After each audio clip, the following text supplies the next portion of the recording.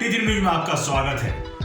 गुजरात, हिमाचल प्रदेश और दिल्ली के एमसीडी चुनाव की घोषणा हो चुकी है। मैंने आपको 8 मार्च को बता दिया था कि एमसीडी चुनाव में झाड़ू का बोलबाला होगा।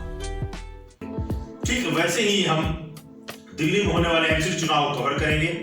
पिछली बार हमने कहा था कि भाजपा वहां पे जीतेगी और भाजपा जीती। इस बार झाड़ू का पलड़ा ज्यादा भारी लग रहा है, लेकिन अभी चुनाव में समय है। आप कुछ समय, ज्यादा समय नहीं है, चुनाव होने ही वाले हैं और चुनाव के वक्त क्या स्थितियां होंगी और मैं आपको आज बताता हूं कि क्लियर है कि दिल्ली का एमसीडी चुनाव आप जीतने जा रही है और दूर दूर तक कोई नहीं है। मेरी इस बात को आज दिल्ली के मुख्यमंत्री अरविंद केजरीवाल ने पुख्ता कर दिया। इस बार बीजेपी की 20 से कम सीट आएंगी। कहो तो मैं लिख के दे देता हूं, देख लेना 7 तारीख को नतीजे आएंगे। दिल्ली के लोग, वोटर बड़े समझदार हैं। जैसे राजेंद्र नगर में चुनाव हुआ, फिर आप जीत गई। वो देखते हैं कि भाजपा के नेता ढकोसलाबाजी ज्यादा करते हैं, ग्राउंड लेवल काम नहीं करते हैं। जिस एमसीडी में भाजपा बहुमत में थी, 3 जोन में बटी हुई थी, उसमें उन्होंने कुछ काम ऐसा नहीं किया जिसके कारण को दोबारा वोट दिया जाए। तमाशा देखिए, भाजपा के नेता सूट बूट पहन के फोटो खिंचवाने के लिए झाड़ू लगाते हैं और वो लोग समझ जाते हैं और वो झाड़ू जो पकड़ते हैं भाजपा के लिए, वो झाड़ू आपका हो जाता है। भाजपा के नेताओं में ये बीमारी हो गई ऊपर से नीचे तक, काम कुछ करे नहीं, फोटो खिंचवाएं। कोई रोड मैप नहीं है। रोड मैप नहीं कि नौकरियां कहां से होंगी, महंगाई कैसे कम होगा, कोई रोड मैप नहीं है।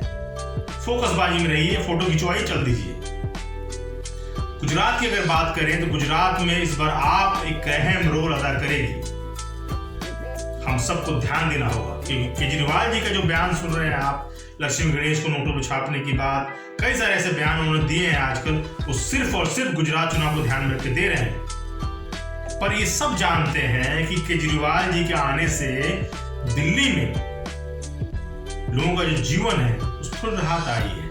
तो महंगाई इस कदर हावी है, बेरोजगारी इस कदर हावी है कि लोगों का जीना मुश्किल हो जाए। शायद इसीलिए पंजाब में लोगों ने चुना इनको, शायद इसीलिए गुजरात में भी स्थिति इनकी मजबूत हुई है। तो ये देखने की बात होगी। हिमाचल में ये ट्रेंड रहा है कि जो जिसकी सरकार रही है वो वापस नहीं आती है,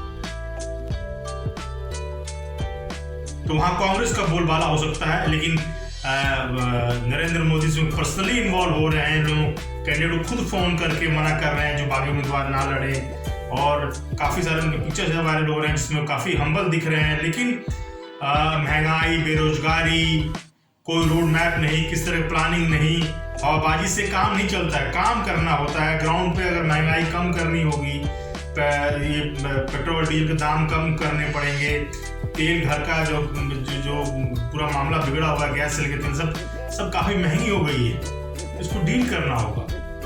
तो अब देखने की बात होगी कि जो चुनाव हो रहे हैं अभी गुजरात में, हिमाचल प्रदेश में और एमसीडी के चुनाव जो होंगे, एमसीडी के चुनाव और गुजरात चुनाव साथ ही रखे गए हैं, तो ये चुनाव से क्या बीजेपी संदेश लेगी इसके रिजल्ट आने के बाद और कैसे देश आगे मूव करेगा। तो सोच समझ के वोटिंग करने की जरूरत है। और जैसे कि देश एक धीरे धीरे संदेश देने की कोशिश कर रहा है कि भाई या तो आप काम करें, या तो आप नौकरी दें, या महंगाई कम करें, देश में तनाव कम करें या जाए। Thank you.